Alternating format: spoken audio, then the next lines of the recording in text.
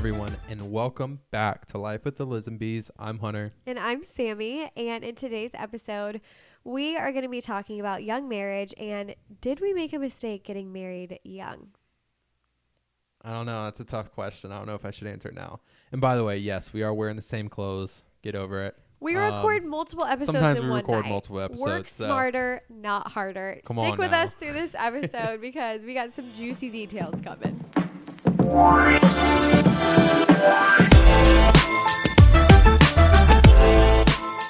All right, let's ask the question that everyone has been waiting for. First, I'm going to ask you, Sam. Oh, gosh. And then you can ask me. Okay. But I think we'll get the answer in a second here. Sam, did we make a mistake getting married early? No. Oh, gosh. I was afraid she was going to say yes. No, I'm just kidding. No, I'm glad you guys are here. And now we can really get into this. So why didn't we make a mistake, Sam?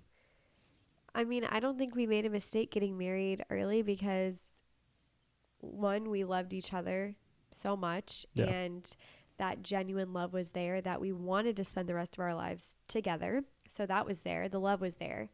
Number two, we did have a, general plan in place of how we were going to navigate young marriage through college years, through our early 20s, and that's not saying that our plan supersedes God's plan. It's just being wise in the fact that we did have some things in order to make sure that we were making a wise decision to get married young. Yeah. So we had that in place. So that's why I think that we didn't make a mistake. And three, we've grown so much. We've been married 6.5 years. We've literally been able to Like- watch each other grow and change. That's the crazy part. We watching have each known other each change. other for now. We met when we were 11. Yep. And I'm 25. So I I've used known to talk Hunter. like this, and then it kind of got deeper and deeper. So We've known each other for like almost 15 years, Yeah. which is basically more than half of our lives. For both crazy of when us, you really it's think more about than we've known each other more than half of our lives. Hunter and I have literally grown almost up together, 13, 14 years, and 15 years. we basically know everything about each other, from obviously not childhood because we weren't together the first 10 years, but from preteen all the way through now adulthood, we know everything about each other. And so looking back over the past 6.5 years, we have made so many mistakes. We have failed so many times. We have hurt each other. We have wanted to get divorced by saying mean things to each other, and just kind of walking and navigating like through the reality of marriage, whether you get married young or not. Like, there's just going to be hardships. And so we've came out on top, and we've learned a lot, and we're still learning, and we're still growing, and we're still trying to work as a team every day. So no, We just kind of got a head start to it, right? we got a huge head start to it, and we got to spend way more time together making memories as a married couple and doing it the right way. Yeah. Because we were living in sin before we got married. And when we made that decision to become one and to become a married couple and get in covenant with God's word, we then were being obedient to God's plan of how marriage should look like. And so God has blessed us, and he has honored us for our decision to not live in sin that we, previously were living in. Well, I love your answer. I think it's great. I Thanks. think us getting married over is obviously not a mistake. I think there's so many benefits to it too, that we didn't know going into it, especially financially. When we got into college, we didn't realize that when you get married early, you get grants. You get Pell Grants. You get Pell money, Grants. We had you no get idea. dough from We were the government. going into college, and we had found out, like, they were like, hey, did you guys know that since you're getting married early, you can now get government money, get Pell Grants, which is a huge advantage. We both got like 5 to 10 grand almost every year to help pay for school, help pay for books, help pay for a computer, whatever it may be. And it was a huge financial step for us. And in a second here, live, I'm going to look up some stats really quick. I know there's stats out there too that I've read it, that basically when you get married early, your financial head start in life is through the roof. I'm not telling you to get married early so that you can get a financial head start, but me and Sam didn't know that when we got married early, that Married young. married young, I keep saying married early, don't I? Yeah. We didn't know that it was going to help us so much financially, and just through the Pell Grants, just through having double income, paying for a apartment They're that called normally one person would pay for, people right? that don't have kids with double income are called dinks. I don't know if you've seen I have that never term heard before. of dinks. So dinks is a thing that, yeah, I mean, people say it all the time. Dual income, no kids.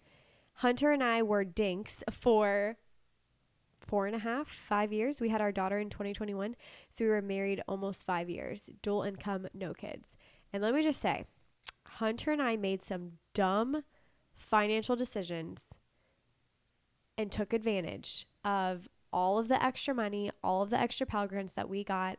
And I think Hunter is better at talking about the financial side of things. Now in our marriage, we're very equal in finances in terms of me understanding how money works. In the very first early years of our marriage, I didn't really understand like how to spend money, what credit cards were, how to build credit. I didn't know any. All I knew was how to spend money and get us into debt, which didn't make Hunter very happy and actually hurt us a lot. A lot of our arguments in our early years were about finances because I was not And wise I think no with matter my what, money. if you're young or if you get older, finance is always going to be I think the second your accounts become joint, it's a huge so step. it's like one of our pieces of advice for you before you get married is you need to actually talk about finances and like have a budget and use a platform like Every Dollar or a tracking app or something that can help you both track your finances so you know where your money's going and who pays the bills, who handles this, who handles that. Really only up until the last year and a half, 2 years have Hunter and I gotten a really good grip on our finances, on investments, and on the future of what we want. And I think that came once we had our daughter and we realized like, oh crap, now we're not just like living for We used to just ourselves. blow money. We used to blow money like I it buy a was ping pong ridiculous. table, I buy a telescope. You guys have heard it if you've listened. I buy All the whatever it stupid is. impulse, any golf, whatever Hunter wants, he would buy. Now Now I gotta we think don't do about it. that. We gotta discuss I it. track every dollar, and if Hunter doesn't update the Every Dollar app, I get on to him like every single night. But anyways, all of that to say, we made some dumb decisions with even the advantages that we had as a young married couple getting the Pell Grants, and Hunter can speak more to that. Yeah, I tried to look up some stats there for a second, but it's long stuff that you guys can look into. It does say there's benefits of financially getting married, just getting married in general, but also getting married young, and just things like buying your first house. You'll probably do it earlier if you're married young. Health insurance, you get health insurance benefits, you get tax benefits, you get all these different things financially that help. But for like our Pell Grant, that was so huge for us because we were able to pay off some of our school, and then also able to pocket some of that. Obviously, you have to write it off on your taxes, but you're able to pocket some of it. We basically lived off of it. We lived off of it because we were in school full time. I was working a warehouse job, and it was a decent job, making decent money. I'd work like 40, 50 hours a week. But it was at night, and it was so I had to. So this is kind of leading into a little bit more of the maturity side of what marriage does to you. I don't think I would have matured. I don't know, though, because I feel like I've always been a little bit more mature in terms of like what I want to do, like whatever it may be.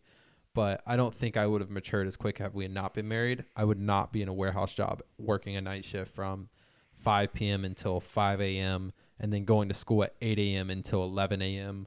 and then sleeping in the car in between those times. I mean, or going home what and sleeping for 2 18-year-old hours. do you know right now that is working a 12-hour warehouse shift and going to school for 8 hours a day? While also coming home and still having to support your wife and cook be there dinner for her and clean the house and whatever take care it may of be, dogs. right? Like, Yeah. that's so rare nowadays. I mean, for me and you both, like growing up, obviously around our peers, we were like the only ones that we knew of, like at that time, that were working full-time jobs and pretty much because we had full-time. to. We didn't really have a It choice. forced us to do things we didn't want to do because we had to support each other. And it sucked. We had to be there. It sucked. But we grew so much and we got really uncomfortable. And nobody wants to get uncomfortable. Who wants to work a 12-hour warehouse shift? Never Nobody. see your wife. never get to spend time with her or doing the things that you love because you're working all night and then you're going to school all day and you're just freaking exhausted. Luckily, I only had to do that's that for like miserable. 3 to 6 months, but that wasn't my expectation. I was going to do it longer because I obviously had to. When we got married, I had to get that job right away so I could move out of my mom's house, our mom, whatever you want to call it, my mom's My house. mom too. I had to get that warehouse job because I was like, when we get married, we need to get out of her house. Like we need to be on our own, living on our own, and we need to take that responsibility. And I was working at Dick's, and that wasn't going to get us a new apartment. So I was like, let me step up and let me go get a full-time job, not a part-time job that pays a little bit more. And it was a warehouse job, which happens to be where I'm working now. But I was planning on just working that night shift for a while, getting through school and whatever, we'll get through it. But then they had offered me a job to work as an admin assistant for the day shift. And it wasn't really an admin position, admin assistant. It was more of like a everything. Yeah. It was, it was just a title, I guess, is what they called it. So you I was do able to whatever move. they tell you to do. Yeah, I was able to move to a day position, and I was able to work my school schedule around it so that I could, find time to sleep, and it made things so much better. But I only had to do that warehouse job. I think it was like 4 or 6 months, the night shift warehouse But job. it was so hard. I just remember how hard it was on our marriage because our schedules were opposite. Like you, especially when you were in the warehouse position, I feel like we never got to spend time together. And when you first get married and you're in the honeymoon phase, you're like, you want to spend every moment that you get with your spouse. You want to be intimate. You want to go out and you want to date them. You want to go out on date nights. You want to do these things. You don't have kids yet. You don't have other responsibilities. It's like, we didn't get that. We didn't get the honeymoon phase. We had to figure out how to pursue each other and try to date each other on completely opposite schedules. And it was so extremely hard. And it was so hard for us to find the time to prioritize each other because we had very minimal time and we had to get really good at how to use our time wisely. But that was a very, very hard season for us. And I do understand why couples that are in a similar season to me and Hunter's situation that get married young are going to find themselves in divorce because the typical thing that happens is you're working full time, you're in school full time, you're on opposite schedules, and then what happens is and you're just slowly getting apart. You just fall out. You're like, hey, I just got home. Hey, I just left. And it's just like you just continue to, it's like literally just splitting apart. And then you're like, what happened? Like, you were so in love, you were pursuing each other, you were dating each other. So like our encouragement to you from what we learned from that is there's going to be really talk about this stuff for sure. There's going to be really hard seasons in your life, regardless if you get married young or not, where you and your husband may be on totally opposite schedules. Yeah. He may be traveling a ton. He may be working a ton, whatever it may be. It's not about how much time you have with your spouse. It's how you use your time. And this is something I've learned since becoming a mom. And I've watched you do really good with our daughter is like Hunter works full time right now. And he really only gets 1 hour of intentional time every day with our daughter. That's it. I get 12 hours a day with her. I get plenty of time, right? Hunter gets, can you take this child from me? Hunter gets 1 hour. But you know what? In that 1 hour that Hunter gets with our daughter, he could make her feel like the most loved, the most seen, the most celebrated, the most amazing little girl in the world. Like he is her world in that 1 hour because he's not on his phone. He's not distracted. He's Try intentional. not to be on my phone. Some days I'm busy mistakes, when I get home. Right? We all make mistakes, but like you need to be intentional with your spouse. This happens to me and Hunter all the time. We could be in bed next to each other, but scrolling on our phones on TikTok or Instagram. We're not spending time together. We may be in the same room. We may be in each other's presence, but that is not intentional. That actually can drive you apart. So it's like, that's fine. You can totally do that. Hunter and I do that a lot because it just like decompresses us.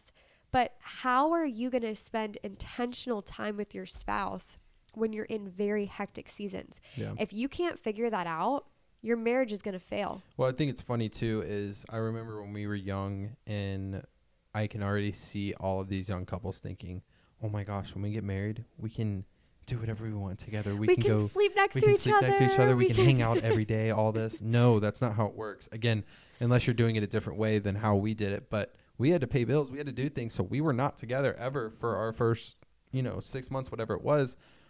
Well, I mean, our first 3 months we were fine. But then when we moved in to our own place. But anyways, there was a time there where we did not see each other much and we did not get to spend as much time as we thought we were going to do. And it just wasn't easy. And I think a lot of people, when they get married young, they think, oh my gosh, we get to be together all the time. So it's going to be this. easier. And you cannot go in that expecting that, because that's not how it's always going to play out, especially when you're young. Again, this is about being young. I think it's different when you get older because you're in your And you may have a set income and a set career. You have a set job. You know what you're doing. But when you're married young, you don't know what you're doing. You don't know what your next job is. You don't know if you're going to college. You don't know if you're not going to college. If you're not going to college, what job are you doing? How many hours are you working a week? Yeah. There's just so much to consider You're that figuring it out. we didn't know, but we grew a lot through it. And we're not saying you can't grow through it, but we're saying just think about this. Because like I said, I don't like to encourage young people to get married. I never would regret us getting married, but I think we're kind of like a rare diamond that just we knew each other since middle school. We have watched each other grow, that we were able to get through this because we had been and known each other for so long. But also I think the core has to be the Lord. 100%. Because yeah. They haven't even mentioned that. Yeah, if Christ isn't the center of your marriage, we wouldn't have got through what we got through. It's not going to survive. Yeah. It's not going to thrive. There were so many moments where Hunter and I were at our lowest points and we'd throw low blow things to each other, be like, should we just get a divorce? And then we'd be like, what? So just real quick, here's a quick little story I'm thinking about.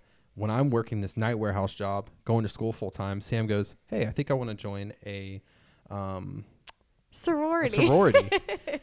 And I'm like, are you kidding me right now? Of course, me in my head, I'm like, we all know what a sorority is. I'm thinking, oh my gosh, you're going to be partying. You're going to be hanging out with a bunch of other guys. These guys can go to the gym. I can't. This isn't fair. Right? So it was you saying you wanted to join the sorority. I was just so upset. And I remember we would argue about it. And you're just like, Hunter, you have to let me do this. This is something I really want to do. And luckily, God is amazing. Sam had a best friend that was going into a sorority, and she kind of got to experience the sorority life and was like, I don't think this is good for you, being that you're married. And that's why it's so important to have wise, godly friends, counsel, pastors, mentors in your life.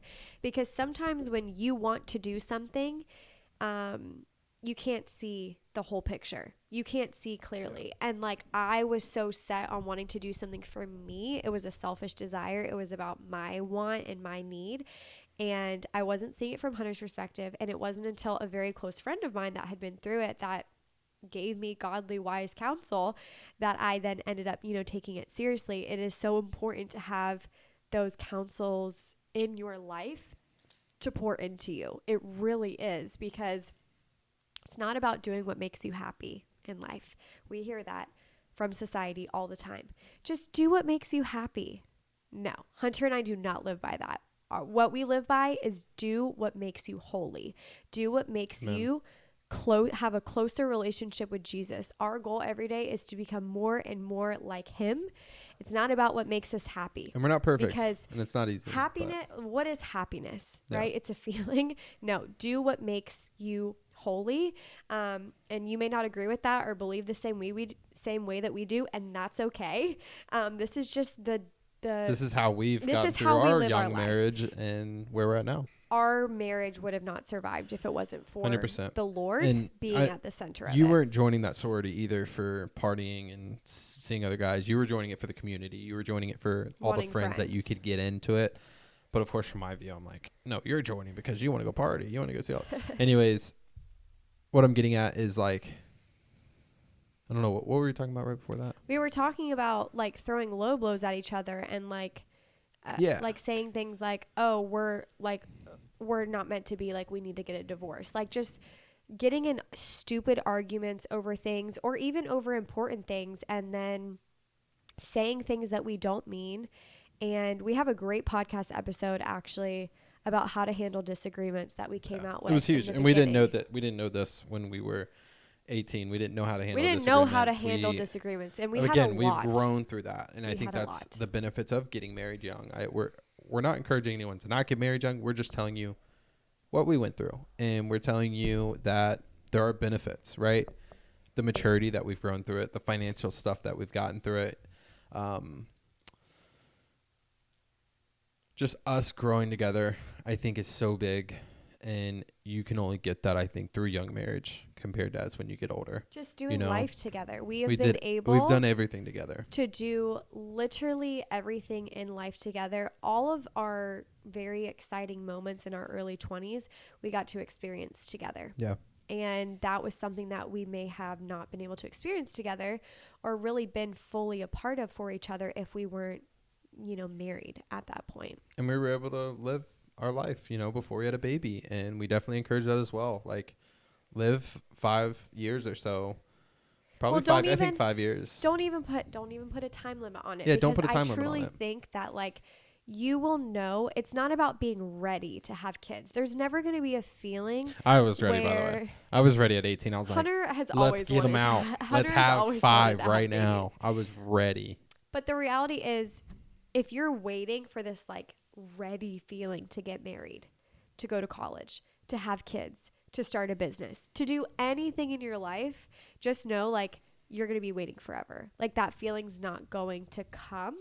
You have to make the feeling happen by getting into action. That's how you overcome fears and doubts and hesitations, is by getting into action. Yeah. And that's why you can't put a time limit on waiting this amount of time before you have kids or before you do this or before you do that, because then that's almost like trying to manipulate God's plan for you as if you know what's best. And so I think it is wise, right, to have intimate alone time with your spouse with no kids to really grow and get to know each other before you bring a baby into your family. That's wise. But every relationship is going to be different on what time frame they think that is. Yeah. Because there could be couples like us, actually, we could have had kids at 18 because we really got, a lot of time together with no kids, but we were in high school. We weren't living an adult life. But there could be somebody listening to this who's in their 30s and they've been engaged to somebody for 5 or 6 years, and they've almost been really living this life with no kids, experiencing it, and they want to get married and have kids right away. So it's I'm hesitant to put time frames on things in our life because I feel like we've just learned that no matter what time frame we put on it, at the end of the day, the Lord's plan is always going to prevail, and we could be interfering with his time frame and his plan for us if we try to say, well, I'm not going to start trying to have kids until I'm 25. I'm going to be on birth control for 10 years until I feel ready to start having kids, and then you're almost interfering with what God wants to happen. Yeah. I mean, do you remember when we first talked about starting a business and how that came about? Starting Driven for Golf? Or yeah. No, yeah. Starting Driven for Golf. And I was so afraid of starting something and how to start it and when to start it and when to quit my job and when to do that. And we ended up, I feel I was patient for 5 years, 4 years, and we ended up just I feel like we just took control because we were building, our patience was going away. Lily had just been born, and we were like, let's get it started. Let's get going. Quit your job. Do this. Start the business. Yes. Instead of doing it God's way. And God's way would have been do both. Keep your job. Do start both. The business. Fight through it. Get through it. You're young enough. You can take on, the task, the heaviness that comes with the business and also doing your corporate job. You can do it. But I was just the worldly way says I can spend time with my family, and everyone on TikTok is somehow traveling the world and making $500,000 a year and doing whatever they want. So deceiving. I mean, it's crazy how deceiving social media was. I'm sure nobody thought in our first year of marriage that we ever had any issues. They probably thought we were perfect. And there was never a time when me and Sam ever thought about divorce. We may have been Well, just divorce me Of course, then. you throw those low blow comments when you're in arguments, like "divorce me" or We "When don't are we say just that getting anymore. divorced?" We don't say that We anymore. don't do low But blows anymore when because we were we've young, learned yeah, no. that's not the way to go Those about hit it. deep, and then it brings up pain, and then Yeah. trauma, and then it makes it more painful for you in Yeah. the future. But I will say, from the whole business thing that you just brought up, that's a lesson that we just learned in the last year to 2 years, really. And that was a decision that you just said, like, we superseded God's plan because we weren't willing to be patient. We were patient for so but long. also, we could have, looking back, we could have started it, before having Lily. 100%. And that is something that And we we were could have scared. done. But we were living in fear about that decision because we were thinking that you had to quit your job for us to do it fully. Yeah. For some reason, we were telling everyone not to quit your day job, and then I did it, and yeah, we always said never quit your day job, and then Hunter literally, quit his day me and job. Sam were like, "Hey, Sorry, let's just quit your job, and you can and hang we out with didn't Lily even every take day." our own advice, and then we learned Just the hard ridiculous. way, and then God was like, let me reel you back in and humble you and teach you the right way to do it. And now we're picking up the pieces and we're learning and we're growing from that experience. Yeah. But that's a really good example to give, to show people, like, you can be living in so much fear and doubt, and if you just really are praying and seeking God, which we did start to do, we just were like wanting to escalate the process and not be patient. I will say, Driven for Golf wasn't a complete fail. No, Because it wasn't a fail how many at people all. can say it wasn't a fail at all? But in my eyes, sometimes I'm like, dang, that was a failed business. But then I'm like, how many people can say at the age of 24 they were to start a business and sell a business?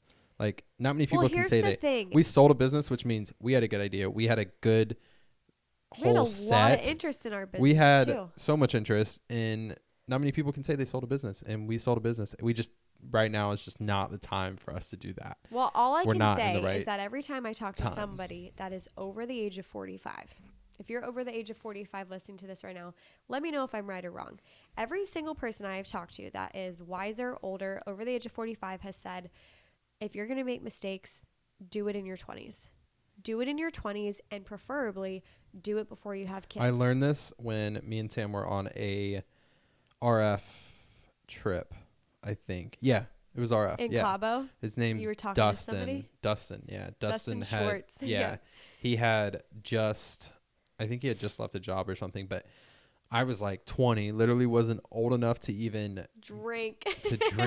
Well, I was. We but were we in were in Mexico. Mexico.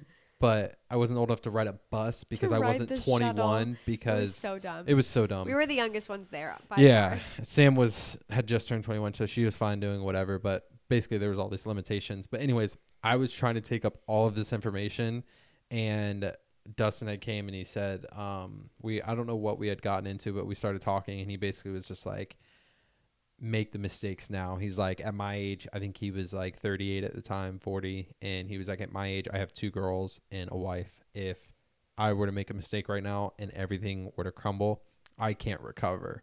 Whereas you, well, he could recover, but it would be so much harder. And it would be harder on it's hard on the kids, right? Like, you're making it harder on your family, and that's what you don't want to do. Whereas when it's just you and your spouse, or if you're single and you're a male, you can always recover then.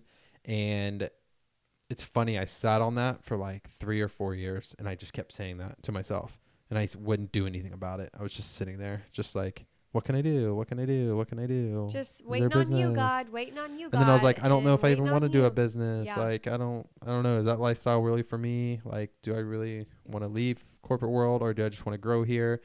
And it's just funny how I just never took the step because I was so scared to fail. Well, your excuse was, I'm waiting on God to tell me what to do. And this is what so many of us as Christians do all the time, is we're like, well, I'm just waiting on God. And trust me, there is definitely a season where you may be waiting on God, and he may have no answers for you. But from what Hunter and I have learned in the past 6.5 years of marriage, is that often that is a defense mechanism, and that is an excuse to actually not step out of fear and step into faith and actually follow what God has for you. And from me and Hunter's experience, that is actually the reality. Hunter was living in fear. I was living in fear. I had no problem making faith decisions myself because, like, I had ventured into business opportunities, but they were very low investments, very low risk, very not as serious as much as an investment as Hunter's was. And now here we are having our first baby, and now we're going to take the risk, and now we're going to step out in faith. And I am so excited that we did, number one, because most people wouldn't. And number two, no, we're not scared to fail anymore. No.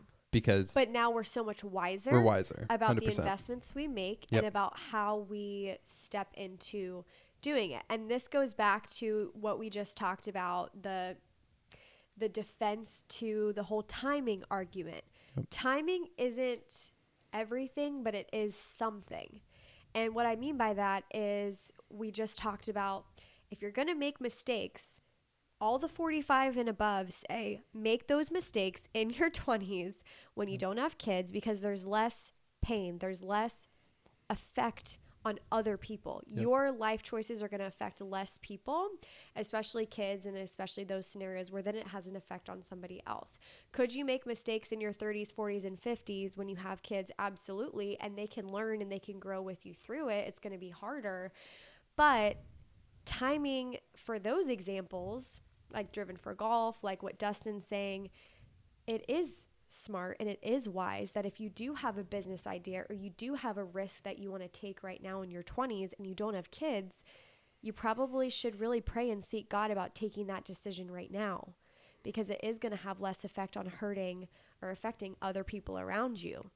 You know what I mean? So it's like, yeah, sometimes timing does matter, and it does matter that you make a move right now because it is going to affect less people, and it all comes down to discernment. Yeah, and I think it affects you too. Like if you're stuck and you don't know where to go, it completely affects you. Like because you're scared to fail, you're scared to get out of whatever you're in. And our next episode, I think we're going to talk about purpose. I think that's what I want to talk about next episode. If you're cool with that, Sam. Yeah, let's do it. There's a quote that I just came about. It's called, or it says, "Most men lead lives of desperation." Does that make sense? So most men lead lives of desperation. That is so sad, and I feel like I can relate to it, and we'll talk about that more next episode. But it's just basically men are so scared to fail, and they live in their 9-to-5 job, and they just think what's better, what's out there. But they're too scared because they have bills to pay, they have a family to feed, and because you don't they want have to let life. your wife and your kids down, and you don't want to hurt their life because of your own choices. That's a lot of pressure for a man to have, but also it's a responsibility that God has given you and he has equipped you with. And it says that in his word, you are the head of the household, and you should be seeking him first before your own selfish desires and choices. And that's why when you have a risk you want to take or you have a decision you want to take, you have to seek him first. And also, like we talked about, having friends and pastors and counselors, go to them.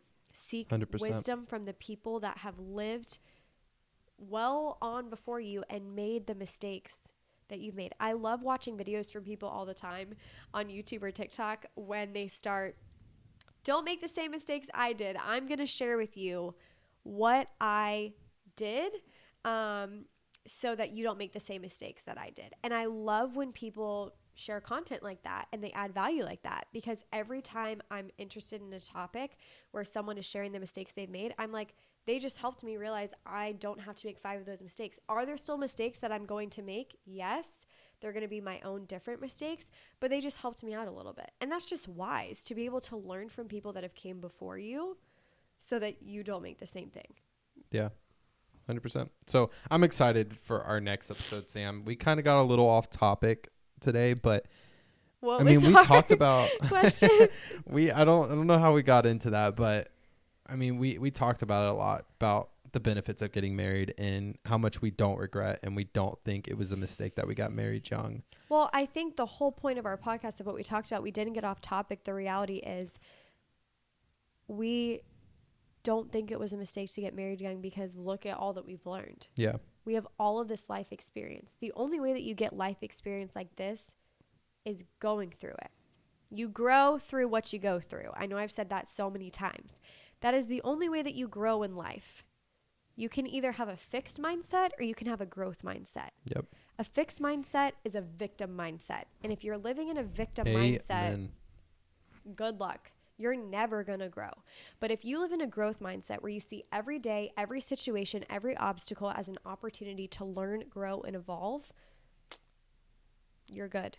Yeah. Like, you will just keep evolving and find joy in the everyday moments that are so hard. And that is the reality of this podcast.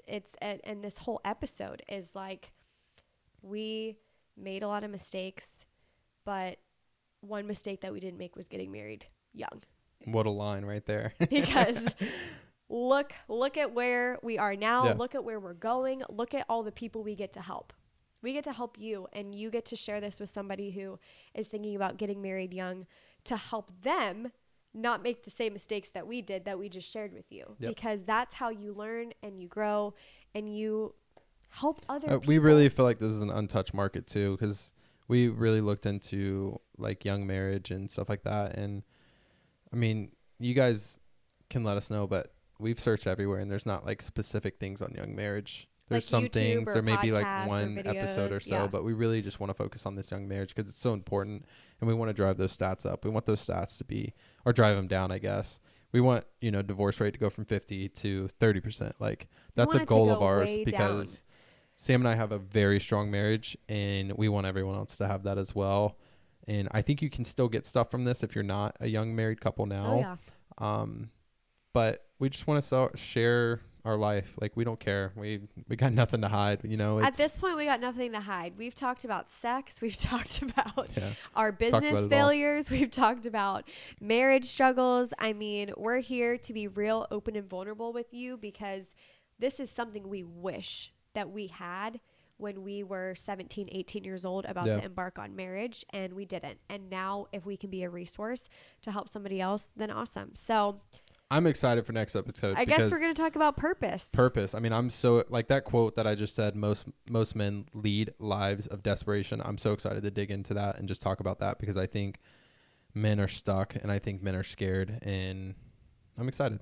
So sweet. I'm going to have to pull up Purpose by Justin Bieber to play at the beginning of our intro for the next podcast, because Purpose by Justin Bieber is a great song. It is. It's a pretty decent So. song. I'm a JB fan myself. So. All right, you guys, we'll see you in the next episode. So that's it today. Sam and I did not make a mistake getting married, and we are excited to tell you guys that. If you guys like this, share it to a friend, share it on your social media, put it on your story on Instagram, whatever it may be. Just help us out. We just want to reach a broader audience. We love your support. So just comment if you love this. Comment if you want us to talk about something else. Just let us know. And we do this once a week. So every week we come out with a new episode. We've done this for about 4 months now, 5 months, going on 5 months. We're going strong. We've only missed one us. episode. Let's see if we can reach. All right. Spirit fingers, if you guys know. But yeah, just let us know how you guys feel. And make sure you are following us and subscribed here on YouTube, Apple Podcasts, Spotify, and Instagram at Life with Liz and Bees. Like Hunter said, we want your feedback. It helps us really know what to talk about in future episodes if there's something that you want us to address. And we'll see you in the next episode, where we're going to talk about purpose. See ya. All right. Later.